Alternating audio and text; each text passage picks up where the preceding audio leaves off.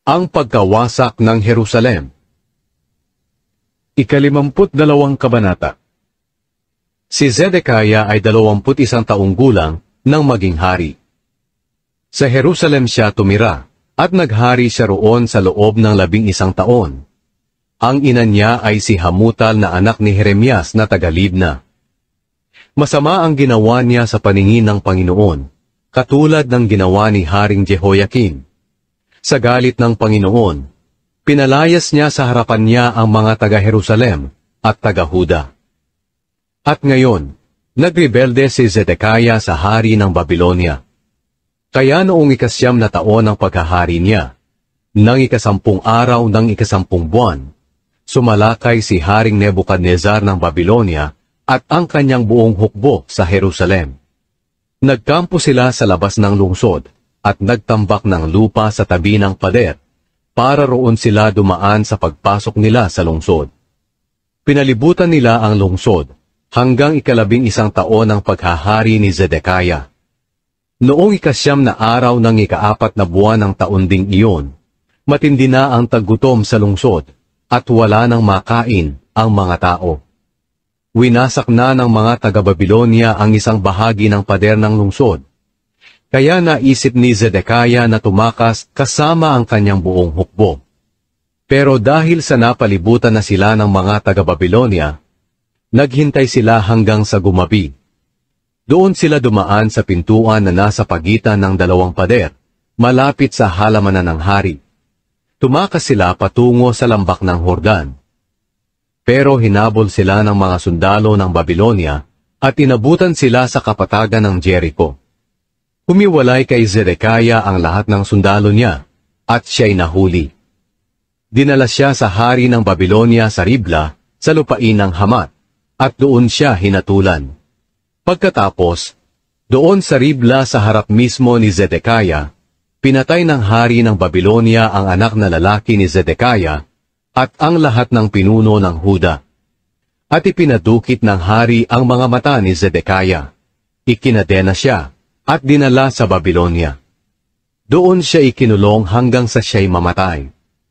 Noong 10 araw ng 5 buwan, ng 11 na taon ng paghahari ni Nebukadnezar sa Babylonia, pumunta sa Jerusalem si Nebuzaradan na pinuno ng mga gwardya ng hari sa Babylonia. Sinunog niya ang templo ng Panginoon, ang palasyo, ang lahat ng bahay sa Jerusalem, at ang lahat ng mahahalagang gusali. Sa pamamahala niya, giniba ng mga sundalo ng Babylonia ang mga pader na nakapalibot sa Jerusalem, at dinala niyang bihag ang mga natitirang tao sa lungsod, pati na ang ilang pinakadukhang mga tao, at ang mga taong kumampi sa hari ng Babylonia. Pero iniwan din niya ang ilan sa pinakadukhang mga tao para alagaan ang mga ubasan at mga bukirin.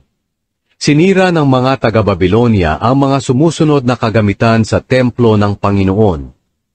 Ang haliging tanso, mga karitong ginagamit sa pag-igib, at ang malaking lalagyan ng tubig na tanso na tinatawag nilang dagat. At dinala nila sa Babylonia ang lahat ng tanso.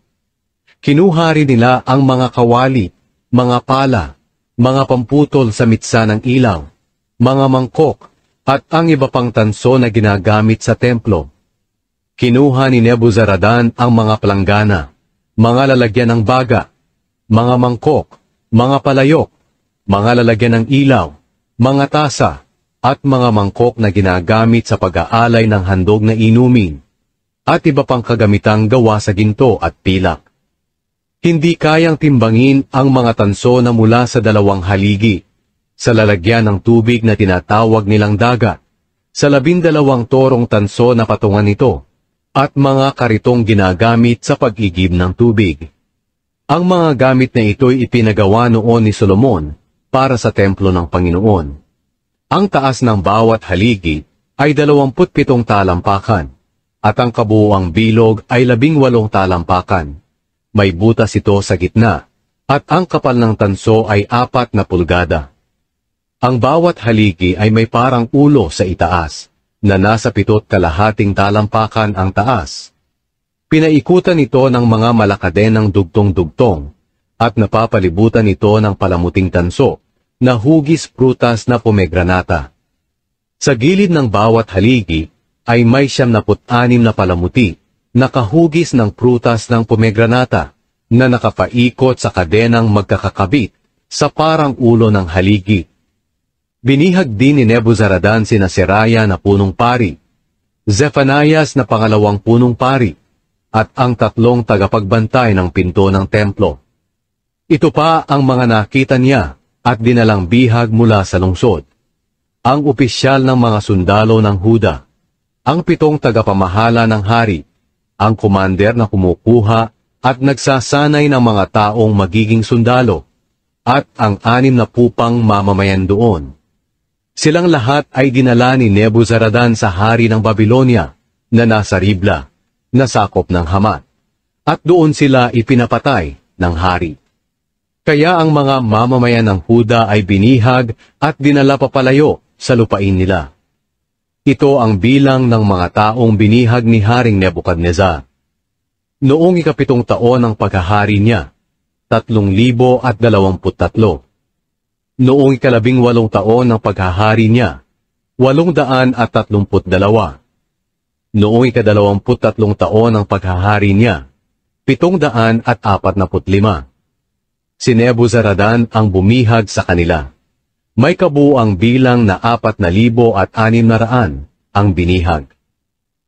Pinakawalan si Jehoiakin. Noong ika-37 taon ng pagkabihag ni Haring Jehoiakin ng Huda, naging hari ng Babylonia si Evil-Merodach. Pinalayan niya si Jehoiakin ng ika-25 araw ng ika-12 buwan ng taon na iyon. Mabait siya kay Haring Jehoiakin at pinarangalan niya ito ng higit kaysa sa ibang mga hari na bihag din doon sa Babylonia. Kaya hindi na nagsuot si Haring Jehoiakin ng damit na para sa mga bilanggo, at mula noon ay kumakain na siya kasama ng hari. At bawat araw, binibigyan siya ng hari ng Babylonia ng kanyang mga pangangailangan hanggang sa siya ay namatay.